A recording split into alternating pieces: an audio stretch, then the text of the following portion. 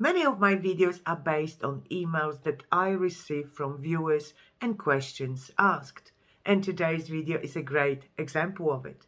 One of the most common questions that I keep receiving in relation to age pension eligibility is how much pension would I receive if I am of age pension age but my partner is younger and not eligible for age pension?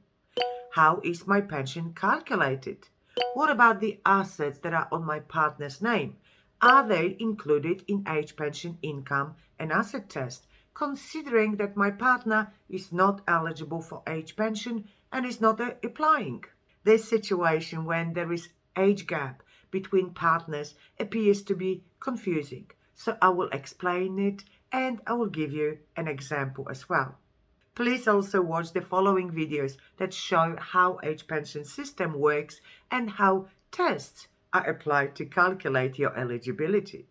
Video number 1, age pension explained. Are you eligible? If not, why not? Number 2, age pension asset test. The truth revealed. And number 3, age pension income test madness.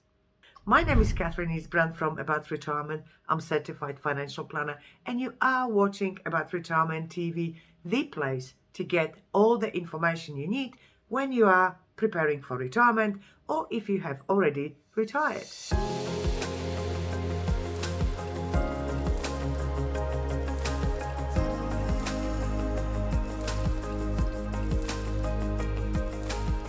As I always say, retirement is a journey, not a destination, so please be well prepared for the ride.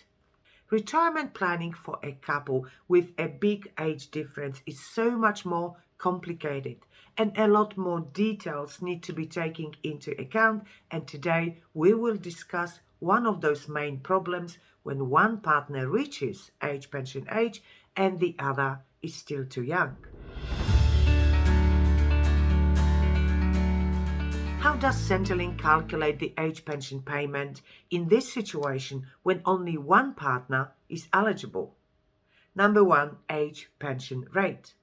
First thing is first, you are still a couple, regardless whether one or both of you are of age pension age. Therefore, Centrelink will always treat you as a couple for the purpose of age pension rate.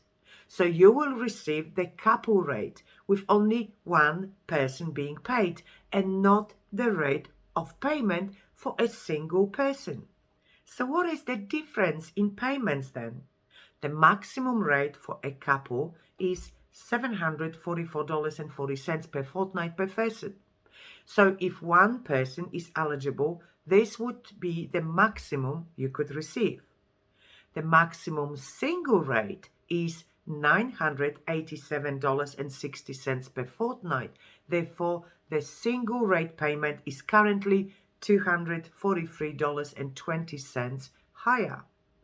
Both levels of payments are applicable from 20 March 2022 until 10 September 2022, and they include the pension supplement as well as energy supplement. Number 2, which assets are included in income and asset test for one partner? Therefore, what are assessable assets? The income and asset tests are no different whether one or both partners are applying. Therefore, all assets are included in both tests regardless of legal ownership.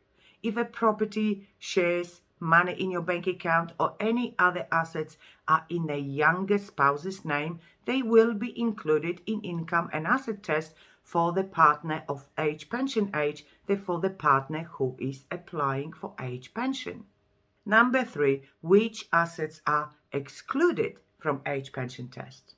Family home. In most situations, home is excluded from Centrelink tests for the purpose of calculating of age pension eligibility, regardless whether one or both partners are applying and regardless whose name is on the title of the property. And younger spouses super.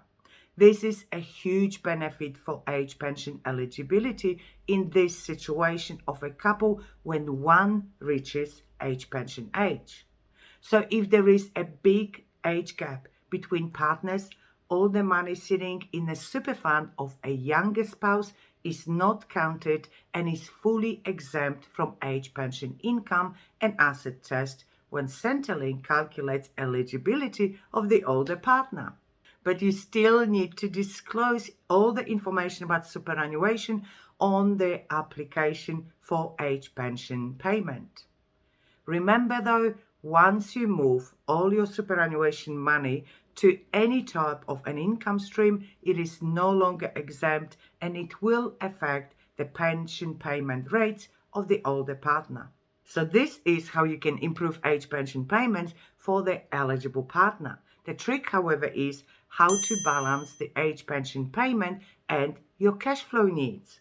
After all, even if you receive the full age pension as one member of a couple, the total pension payment will only be $19,354 a year.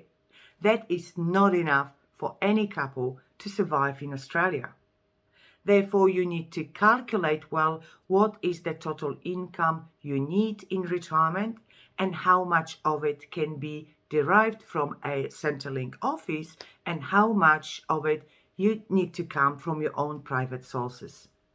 So let's have a look at the example. Gail and Stan. Gail is 59 and Stan is 67. They live in a house that legally belongs to Gail as she bought it long before she met Stan 10 years ago, and they've been married for 5 out of 10 years. Stan retired from employment while Gail wants to continue working as she loves her job and earns good level of income.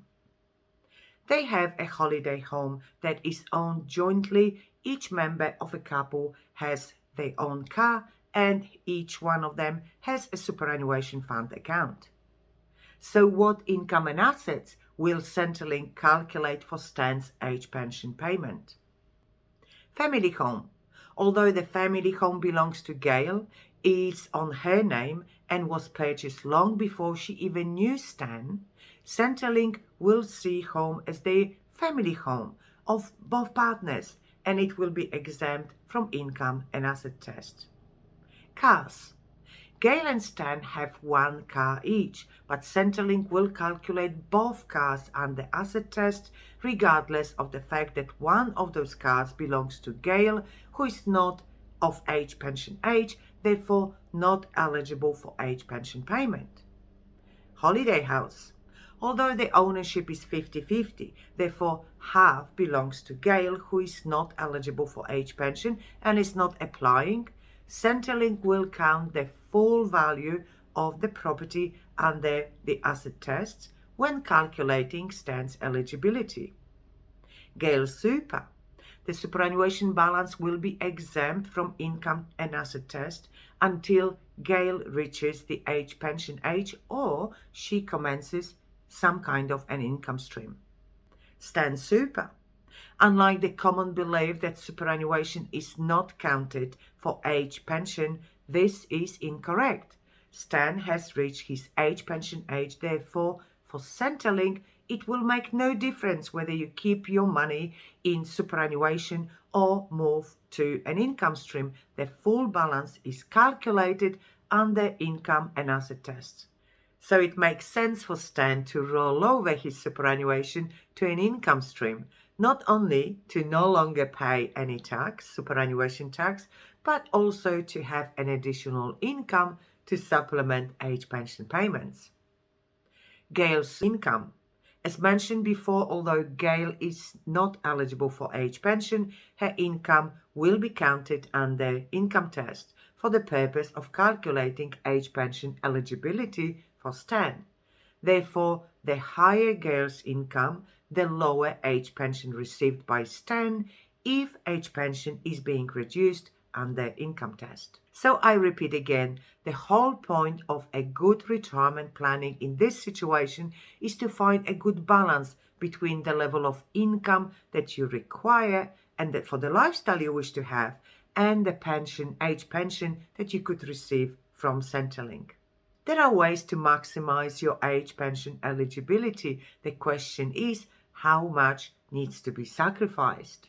Do you need to reduce your income from work that you might be enjoying, like Gail? Do you really want to do this? Or maybe you want to look at this another way. Do you want to keep on working so many hours if all you are doing is reducing your partner's age pension payment? How much money do you need to hide? And by doing so, how much of your lifestyle needs to be sacrificed? Is that what you really want? How much will you need to spend to supplement your age pension? How much can you keep on saving? And will your money last your lifetime? All those are very important questions and often without some solid planning, impossible to answer. Sorry to say that, but most people are just guessing and hoping for good market returns year after year, which is not always the case, and that's where a good financial advice can add an incredible value to your financial setup, level of income, structure of your assets, age pension payments, longevity of your savings and of your income. If you found this video of value, please like it and subscribe to my channel not to miss my next video. For more financial information about age pension and retirement, please visit my website aboutretirement.com.au, and while you are there, please don't forget to sign up to the newsletter to stay informed about any changes that can impact your retirement planning. And now my video recommendations. I will link here the videos mentioned before, as it is extremely crucial for you to understand the age pension rules and system. Age pension asset test, the truth revealed. And the second video, age pension income test madness. I will see you in my next video. Bye for now.